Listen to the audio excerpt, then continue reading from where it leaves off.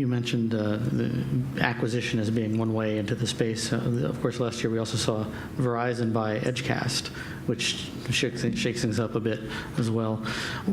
What do you think the benefits are of taking that route, of taking the acquisition route in, and what are the risks to it? Anybody? I'll comment on that. Again, a little bit of an outsider looking in, but I think there's always the risk of integration when you acquire. That's a given. But besides that, I think the smart move for these companies to be making the acquisition like Matt has done, and you guys did your due diligence in making yours, is the fact that CDN is not only about caching and putting it closer to the customer. There's a lot of other technology that's been that has matured with it by way of analytics, by way of optimized experience, by way of logging, and all these different feature sets that are rich that these CDNs have taken so much time to build, which the operators didn't quite care about. So to just step in and build and come up to par and be able to provide services that are commensurate to that, you're better off acquiring that talent, acquiring that skill set, and bringing it in. Then you begin to crossbreed between your functions by way of, even at the sales level, by way of how they interact and pitch this to your current base, as well as new customers. The cost of entry, going back to your last question for the telecom, I don't think is as much as it would be for an organic CDN provider, because the telecom operators are the ones that the CDN providers go to for the bandwidth already. So that's a low cost of operation for the telecom operator already. They have this extensive IP backbone and this infrastructure in place. So what they're doing now is probably isolating a little bit of that, or building a little bit more capacity in that, putting the right CDN trunks at the right strategic locations and meshing it onto that. So from a technical standpoint, a cost standpoint, it's good to have that expertise to help with those integration and make it happen quickly. So it gives them a lot of speed to market. And I think it's a smart move for telcos to do that. We see them doing that in the cloud space as well.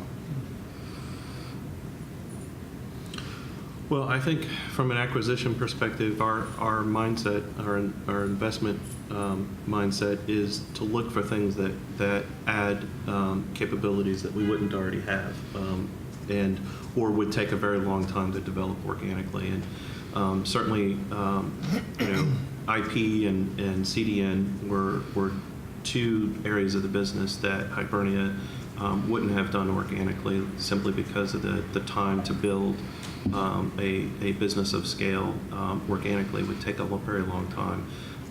The things we generally look to do is we look to leverage something that we already have, whether it's our people strength, our network strength, our geographic reach. We generally view our markets being, Eastern Canada, Eastern U.S., Ireland, UK, and Western Europe. And we have,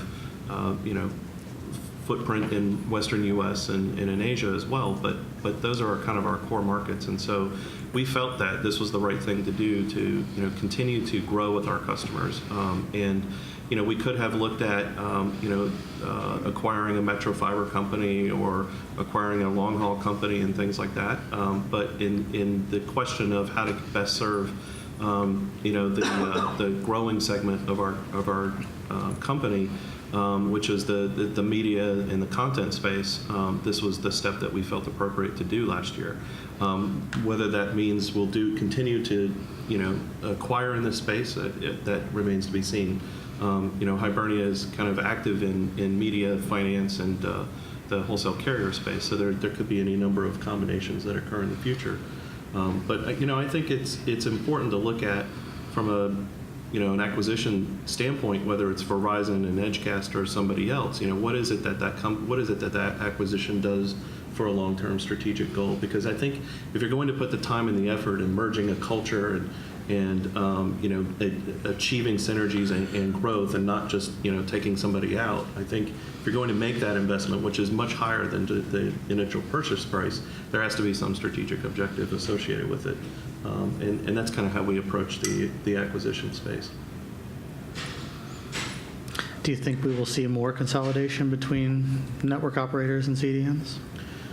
Well, The interesting thing that I saw a chart, it was probably a couple of years ago, where an investment banking group came in and showed us the landscape of telecom, and there was AT&T, Verizon, and it was a chart by market cap, and you had AT&T and Verizon here, and then you had everybody else. There's a very long tail, and nobody had anywhere close to, say, 10% of the market cap of the other two. So I think that, the consolidation piece, the question comes down to how do you consolidate that very long tail?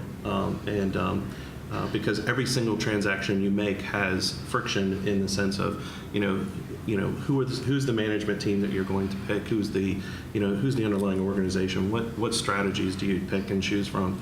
I don't think it's as easy as just saying, let's just consolidate it. I think I look at it potentially from a maybe an outsourcing role, that in a competition role where there's a potential to, rather than always go to the playbook of acquire, there's a playbook where there's deep commercial relationships that enable companies, larger companies, to take the best of breed in terms of the solutions from smaller companies.